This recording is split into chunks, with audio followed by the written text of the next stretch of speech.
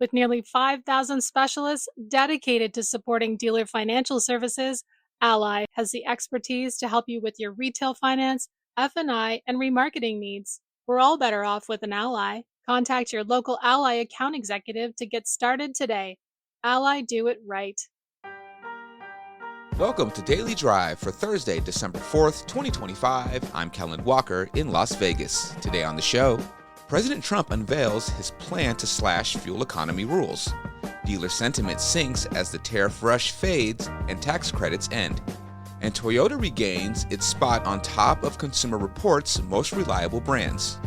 Plus, what are the steps dealers should take before they decide on AI tools for their stores? Yuri Demidko of Fox Motors joins the show to talk about it. Fixate on what you are trying to solve, not just spray and pray. Let's run through all the news you need to know to keep up in the auto industry. The Trump administration is proposing relaxed federal fuel economy standards. Automakers would be required to meet an average of 34.5 miles per gallon across 2031 model year vehicles. That's a significant rollback from Biden-era rules that required 50.4 miles per gallon. President Trump defended the move at a White House event attended by Ford CEO Jim Farley, Stellantis CEO Antonio Filosa, and GM executives. And people were brainwashed. This is a green new scam. And people were paying too much for a car that didn't work as well. And now they're going to have a great car that's going to be environmentally friendly, but it's going to cost you a lot less, and it's going to work great. All of the nonsense is being taken out of the cars. The move continues the administration's push to unwind federal support for EVs. Alliance for Automotive Innovation says the current CAFE rules are extremely challenging given the current EV marketplace. More on the story in a minute with our own Molly Boygan. While automakers celebrate looser fuel efficiency standards, dealers are feeling grim about their business. Dealership professionals showed near record levels of unhappiness in the fourth quarter, second only to their weak sentiment at the start of the COVID pandemic. That's according to Cox Automotive's Dealer Sentiment Index. Dealers blamed the economy and lack of consumer confidence, but Cox analysts say they're really just coming off the high of front-loaded sales when customers rushed to buy vehicles before tariffs hit and EV tax credits ended. Cox's Aaron Keating says dealer pessimism is, quote, probably a little disconnected from actual reality. And Toyota is back in the top spot on Consumer Reports' annual ranking of the most reliable car brands for the first time since 2022, edging out Subaru. Improved reliability of the Camry, Tacoma, and Tundra gave Toyota just enough momentum to pass last year's winner. Ford landed at number 11, its highest ranking in 15 years. And a sign the automaker is making progress on quality despite leading the industry in recalls this year. The rankings are based on survey data from about 380,000 vehicles. Consumer Reports says electric vehicles and plug-in hybrids experienced about 80% more problems than combustion engine vehicles. And those are today's headlines. You can find more details on all those stories at autonews.com. President Donald Trump's announcement from the White House yesterday included some high-profile industry leaders who applauded his proposal to relax fuel economy standards. Automotive news reporter Molly Boygan was tuning in, and she spoke with our own Jake Neer about it. Molly Boygan, welcome back to Daily Drive. Thanks for having me, Jake. Okay, so what do we know now that this press conference has happened? We've had President Trump's announcement about sort of the top line numbers here and also what it would mean for the industry if this rule is actually finalized.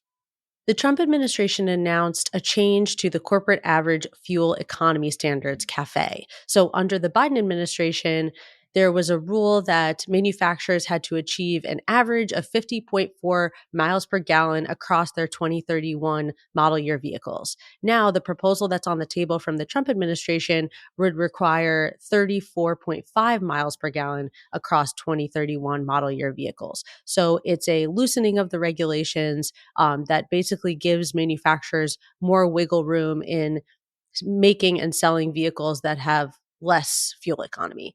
The one of many interesting parts of this is that the One Big Beautiful Bill Act that passed over the summer actually eliminated fines for noncompliance with CAFE. So The practical implications of this are sort of unclear because the enforcement mechanism for CAFE has been eliminated. But the automakers and the industry stakeholders that were at the press conference cheered the move, saying that this previous administration standard was really difficult to meet given market conditions, and they're basically expressing relief about the reduction in the standards. The White House has been citing affordability as the driving force behind this, at least one of the main driving forces.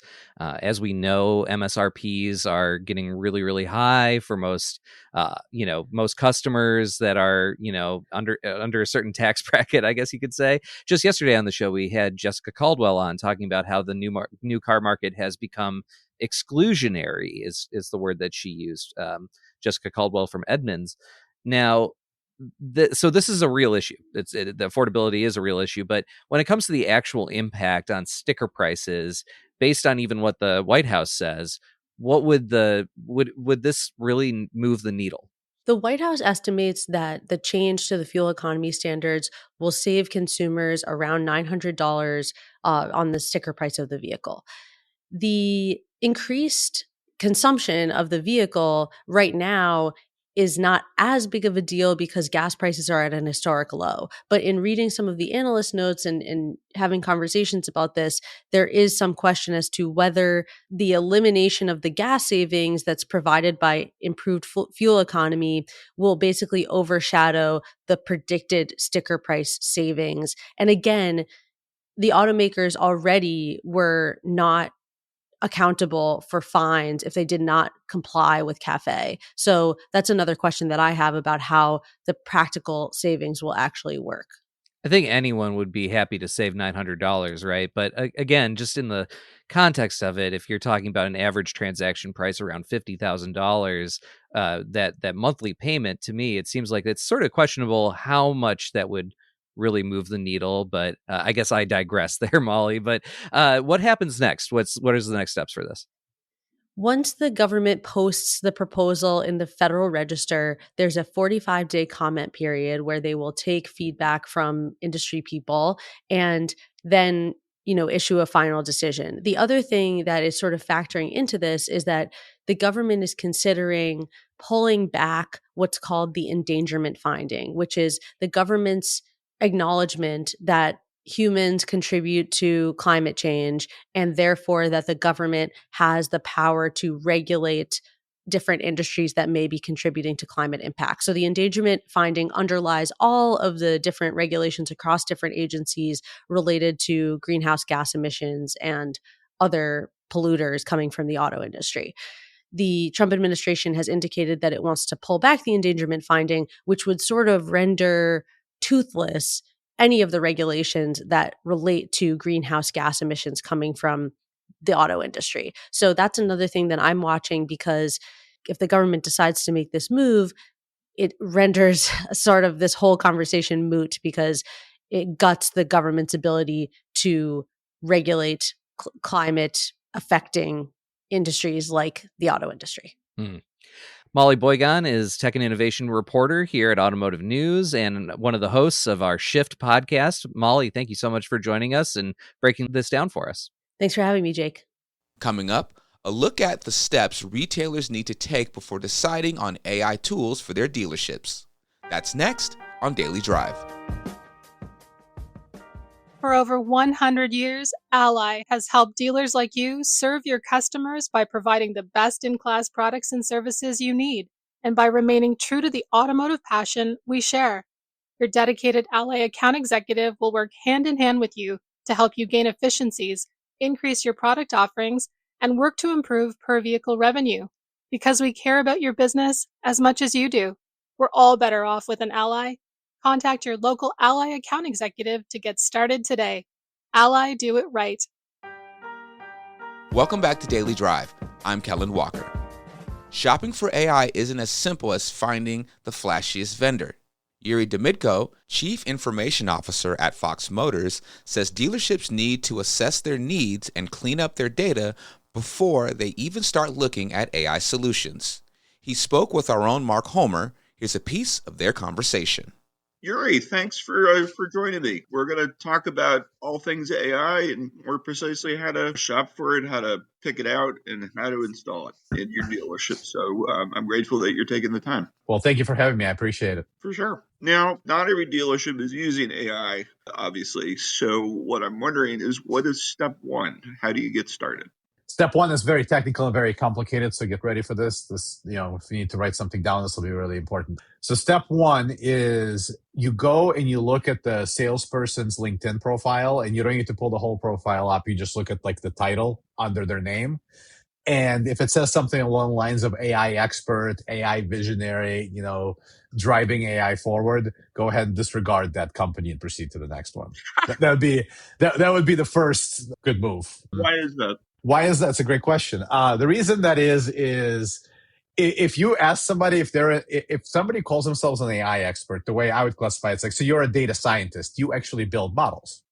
Because that would be like, I'm not an AI expert. For example, like my background before I was a corporate stooge is I was an engineer. Okay. So I'm a software engineer. Like I did full stack development, that kind of stuff. Now, do I have understanding of how AI works, where it can be applied? Sure. But I would not classify myself as an AI expert because I do not build models. So it's not to really mince words, but the salesperson selling you the AI is probably not the AI expert. Is kind of what I'm trying to say. So step one is to find someone to help you. So then if not the AI expert, who do you find? So I think step one, before you even start looking for anything, this is really important. It sounds like fluff, but it's not. What are you trying to solve, or what problem are you trying to solve, or what are you trying to improve? And that's a very important question. Sometimes maybe you're like, hey, I just want to see what's out there, which that's okay too. But generally, if you have a problem you're thinking AI can solve, make sure you really hone in on that problem. And what I mean by that is don't go for like a monolithic way of, I want to revolutionize the service drive process. That's a really big, like, what are we talking about here? It's like, are we talking about greeting the customer? Are we talking about getting the customer to the service drive? Are we talking about the write-up process? Like, there's a lot of steps there. What you really want to do, especially in the current state that AI is in, is hone in on specific areas of improvement. So in other words, kind of map out what the friction points are. What are you trying to either improve or solve, or if there's a problem, or where you're trying to find the better mousetrap. And that's kind of like, hey, I don't know what's out there, but I want to see what I can do with it. Like that kind of stuff. So that'd be the first thing. Once you do that, then what comes next? So after that, you need to start looking internally. And as you notice, you've asked me 3 questions already, and I haven't actually told you to go to talk to anybody yet. Sure. There is a reason for why I'm doing that. You want to look internally at the state of your data infrastructure. And if you're like, I literally don't know what you just said, that's already a state of your data infrastructure. That means, do you need to go find somebody internal, or do you need to start looking for a partner that can help you with the data side of things? Sure. That is extremely important. Not every dealer has a formal data warehouse or a data lake or any other of these cool tech words. So if that's the case, that's the type of partner you want to look at. Reason I bring that up is because AI sits on top of data, and it's essentially useless without data. It's just it's a brain with no knowledge. It could be it could be Einstein's brain, but if there is nothing in there, it just doesn't matter. And the important thing there, so what a lot of AI companies do is, especially so let's talk our industry, automotive. So what AI companies do in automotive is they take an existing model, then they use something called retrieval augmented generation, or RAG for short. And all that means is they take some of the industry data or their specific data or your specific data, and then put that along with the other training stuff that's already been in the model. So OpenAI makes ChatGPT, which runs on GPT-5 right now. They hook GPT-5 with all of its knowledge into other data as well. That's retrieval augmented generation. Okay. Well, the catch with what I just said is that means that the model will be using the data that they hook it into. If that data is complete garbage data, like let's say you're doing some kind of front end thing with the CRM. Let's just put it that way. If you have a bunch of duplicates, nothing is cleaned up, vehicle ownership is not is not figured out. It's just, a person owns 30 vehicles, 29 of which they haven't owned in 20 years, that kind of thing.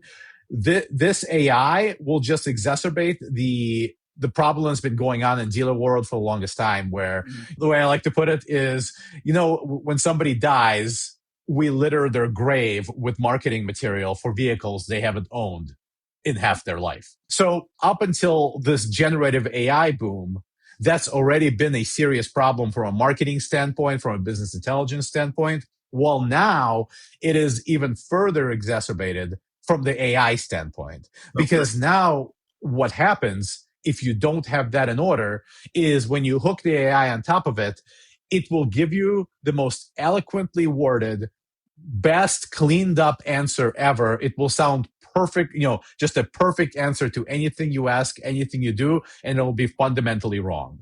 So now, before you even went to a partner and you didn't figure this part out, you will try it once. And this is probably why a lot of dealers call it, it's just a bunch of AI slop, is because what happens is you put it on top of this garbage data set and then you go, this piece of crap AI doesn't work. And it's like, it is working. It is regurgitating the crap that you gave it. So let's recap then. Step 1 is to assess your needs. Step 2, please repeat step 2 as you see it, a short version. Step 2 is either figure out the current hygiene state of your data or make sure you reach out to partners that would be the ones taking care of cleaning up that data. So step 2 is becoming data ready. Before you even start AI would be the easy step 2. So once your data is in order, cleaned up or revamped or whatever is needed, then what comes after that? That's when the fun part starts. So the fun part, in my opinion, is where you start looking what's out there. So this can be, there is a lot of companies out there. And in our current time, the really interesting thing about automotive, and that's what I've been really energized by, is the fact that we have a lot of people from not automotive industry coming into our industry, especially in the vendor space, as a result of this AI boom, bringing all this tech knowledge into the automotive industry. Like, for example, like myself, I'm the CIO at Fox Motors, but I worked at Apple. So it's like, what are you doing there? Why are you here? So this is shopping for vendors, basically. How should a dealership shop for vendor? So best thing I would do is start with a nice Google search or ChatGPT search or Perplexity search, whatever, however you search. I would start with that, and I would really look at what people are saying about it. What are other people saying about it? I would definitely, the traditional start demoing, but again, fixate on what you are trying to solve. Not just spray and pray. I will give you so when shopping, this is extremely important, because a lot of times you see a feature and you're like, this is really cool, it's shiny, I like it. And then you put it in and you're like, let's say even if it does work, you're like, well, this is not really solving what I was trying to solve.